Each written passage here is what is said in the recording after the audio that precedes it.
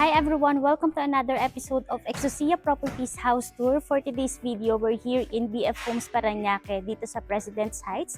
And ang featured property natin is this brand new ready for occupancy 3-story unit. Before we start, please click like, subscribe, and hit that notification bell for more updates. This is Avi Federico, your property host.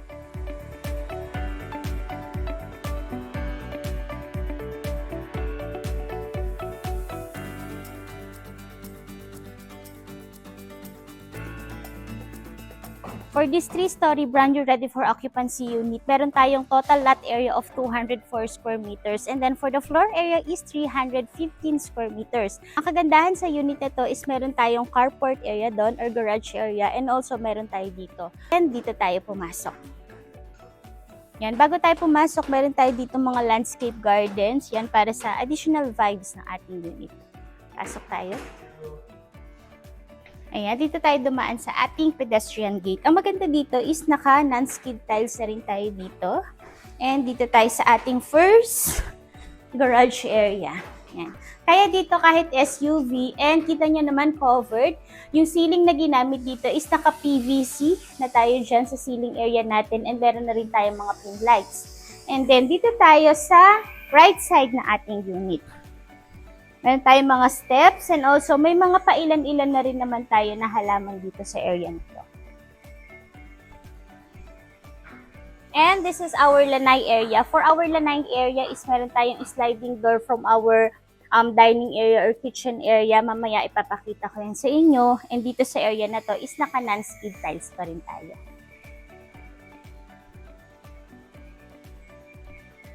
And dito naman sa area na to, sa bandang likod na to, pwede rin itong mag-serve as another lanay area o kaya naman pwede kang maglagay dito ng iyong mga outdoor furnitures. Yan. Meron pa rin tayo dito mga halaman for additional vibes. Yan, kita nyo naman. So, single attached yung unit natin. So, may spaces pa rin tayo dito. May space pa rin tayo dito. Ito yung access door natin going to our auxiliary kitchen. Pero mamaya natin yung pasukin. Kasi dito sa area na to, pasukin, pakita ko lang. Ayan. Ito yung magsaserve mo as your helper's room. Either pwede mo siyang gamitin as your maid's room. O kaya naman pwede as your driver's quarter since meron itong own toilet and bath. Thank you, ilaw.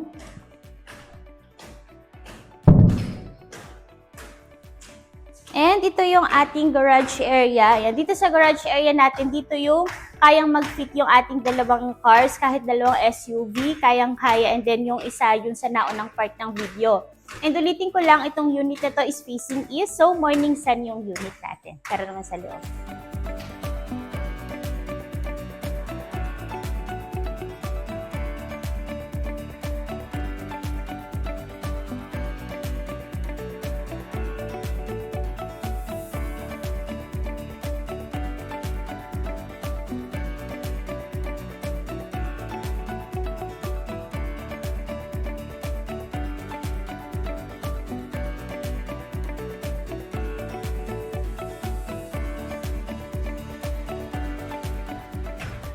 Ayan, welcome naman sa loob na ating unit. Kita niyo naman, meron tayo dito malaking door, yung ating massive door. Ayan, ganda. Solid wood yung ginamit. And pagpasok natin, may space tayo dito sa area na to. Dito sa area na to, pwede kang maglagay ng mga additional cabinets. Yan, kapag ito yung in-avail mo. And also, ang maganda pa dito, yan, for natural sunlight or natural light, meron tayo dito mga windows. Yan, nalalaki ng mga windows natin. And then dito tayo sa area na to. Ito yung magsaserve mo as your receiving area or living area. And dito sa ilalim ng hagdan natin, ayan, o diba na-maximize yung space. So may space ka pa rin dito, may bintana pa rin tayo dito. Actually, hindi siya fixed window. Kasi nabubuksan siya, ayan. Ayan, kaya kung gusto niyo na, halimbawa, yung parang mahangin lang, so pwedeng-pwede na buksan lang yan, dyan siya. And dito tayo. Ito yung ating powder room. Yan. Isara ko. Tapos buksan ko. Ayan. Meron tayo ditong barn type door or yung tinatawag natin na sliding door. Ito yung ating magsaserve as your powder room. So, naka-flush yung toilet with bidet and meron tayo itong mga wall niche. Yung wall niche natin, di ba may accent pa tayo doon ng ilaw. Tapos, syempre, yung ating favorite na mirror, mga LED mirrors yan. And meron tayo dito na cabinets. Dito naman tayo sa area na to. Ito yung magsaserve mo as your dining area. For our dining area nga pala ha, naka-drop ceiling tayo dito. Even dun sa ating living area, naka-drop ceiling din siya. So, i-flash na lang namin dito from time to time sa aming video para at least makita nyo din. Naka-drop ceiling siya and then may mga cove pa siya sa gilid. May mga pin lights, yan. And included sa package yung ating mga aircons. Sa living area natin, may aircon tayo.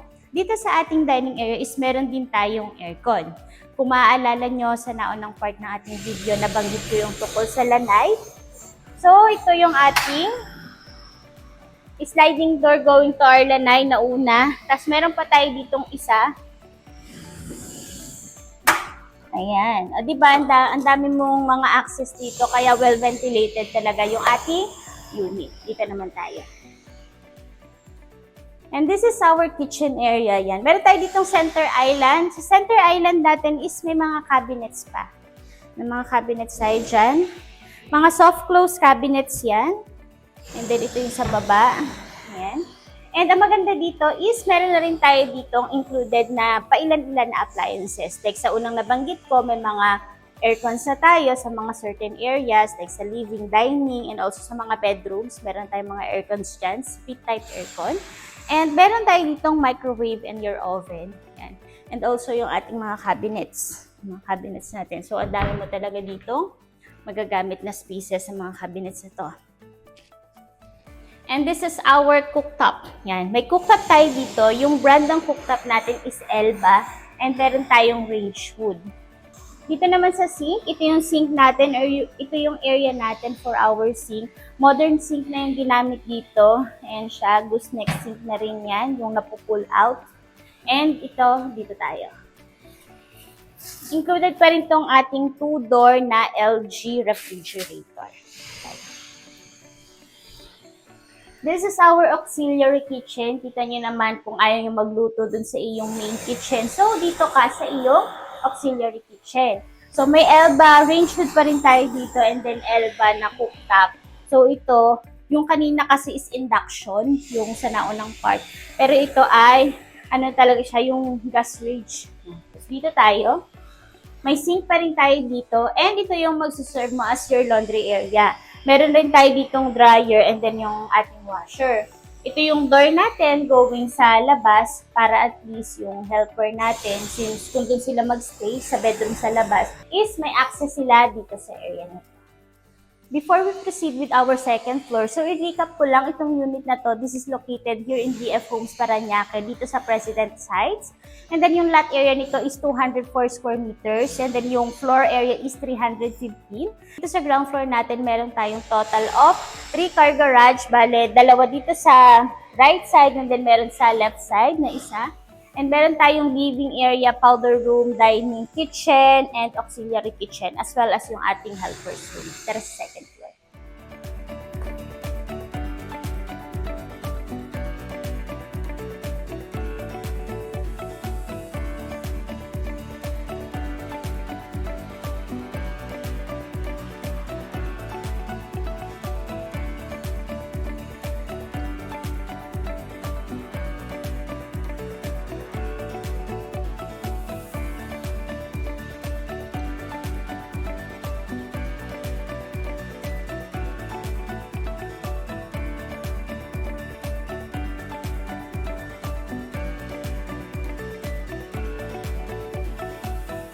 Welcome sa second floor na ating unit. So, yung steps na ginamit dito is mga solid wood siya as well as sa ating readings and naka-tempered glass tayo dito. Unahin natin itong ating first bedroom. And this is our bedroom number 1. Saan ko lang bitan? Bitan. Ilaw. Ayan. This is our bedroom number 1. Kita nyo naman ang lalaki ng mga bintana natin. Meron tayong fixed windows. As well as meron tayong sliding window yan. Buksan ko para at least medyo mahangin. Ayan, dito pa, may window pa rin tayo dito and dito. Ayan, di ba ang ganda, ang aliwalis ng unit natin. Plus, yung ginamit na flooring dito is SPC. Marami tayo dito mga outlets. And dito naman tayo. Nabanggit ko kasi kanina na may mga appliances na included. So, dito sa room na to is meron tayong Daikin na inverter split type aircon. Dito muna tayo. Meron tayo dito walk-in closet. Yan, maraming spaces. So, itong room na to pwedeng mag-serve as your master's bedroom. Dito tayo. Ayan. Walk-in closet pa rin. So, kayo na yung mag-decide kung alin yung kay Mr. or kay Mrs. Pero ito mas mahaba to eh. Parang mas mahaba to kumpara dun sa kabila. And may window pa rin tayo dito. Dito tayo sa ating toilet and bath. Yan, kita nyo naman, ito yung ating toilet and bath. With cabinets pa rin tayo dyan. Meron pa rin tayo ditong mirror. And dito naman, ito yung ating water closet with bidet. And also, naka-glass shower enclosure na rin tayo dito. Ayan. Floor to ceiling tiles yung ginamit. And yung color ng ating tiles na ginamit dito is gray and then parang medyo, parang stone, parang ganun. And naka-rain shower tayo dito plus handheld shower and meron pa rin tayong mga bathroom niche.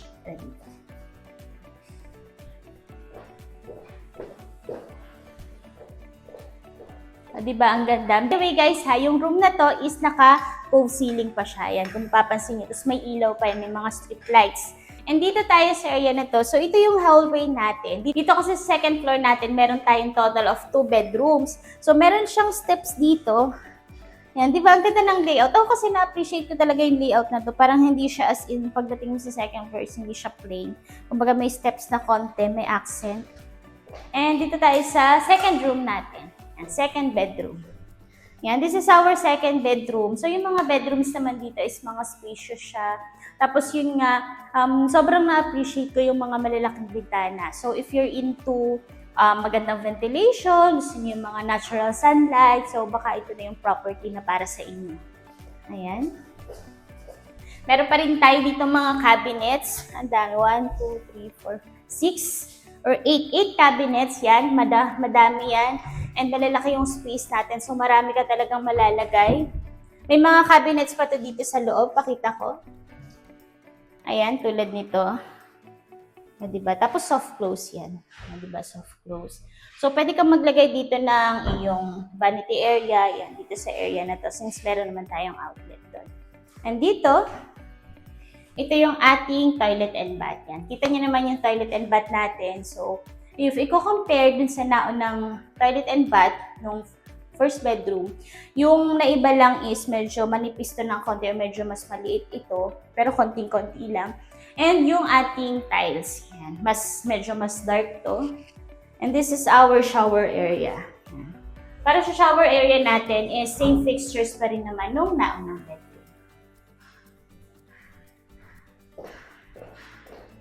And dito tayo sa area na to. Yan. Diba? So, may space pa tayo dito and pupuntahan natin yung ating third floor. Tara sa third floor.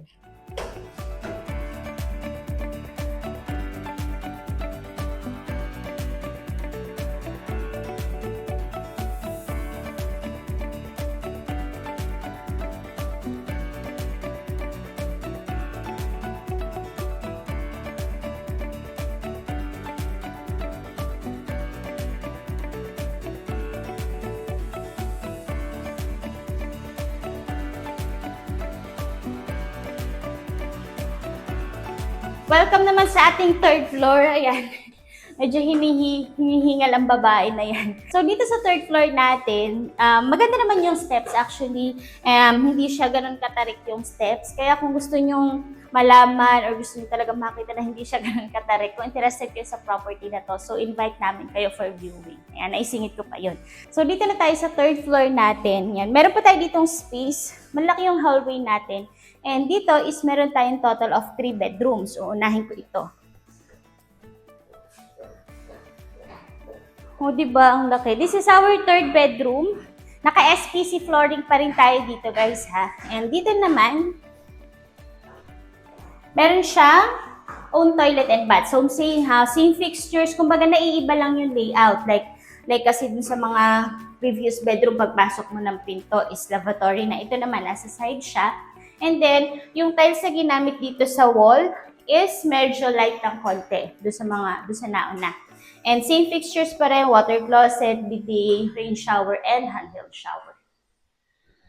And meron pa rin itong aircon. Dito tayo sa ating fourth bedroom. Ang daming bedrooms. Ayan, this is our fourth bedrooms. Malaki pa rin yung space natin. You also have your cabinets here. Mga cabinets natin, modular cabinets or fixed cabinets. Ayan siya. So, gamit mo na lang talaga yung kulang. And also, yung sabi ko nga sa inyo, kung napapansin nyo kasi sa mga nagiging house tour namin, madalas ko talaga mapuna pag merong mga malalaking bintana. Ayan. Ang ganda kasi, ang lakas makaaliwala sa bahay. Yun yung sa side ko. Pero yung sa inyo, i-comment nyo dyan sa comment section. And then, toilet and bath ng bedroom number 4 natin. Yung color ng tiles is same nung nauna, nung pang third bedroom natin. Or, ayun, third bedroom na toilet and bath. Yan, halos same siya ng color. Yung parang medyo, ang tawag dito, parang siyang industrial yung pagka-tiles niya. And puntahan natin yung ating last bedroom.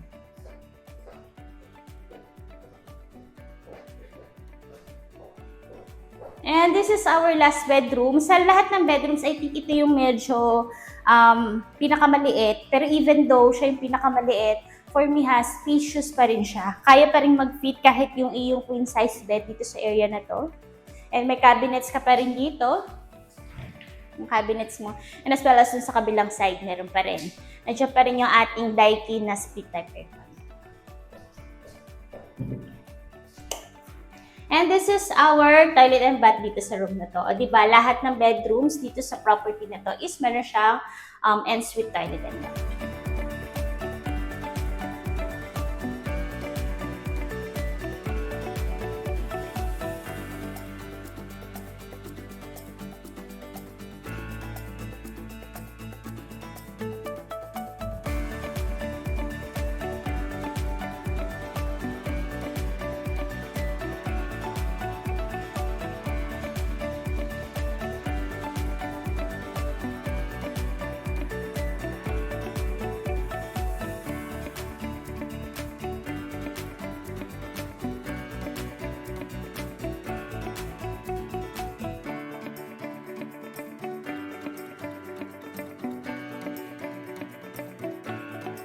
So that's it for our 3-story brand new ready for occupancy unit dito sa President's Heights BF Homes Parañaque. Kung interested ka, nandyan sa description box yung full details at ang aming contact numbers. Thank you for watching!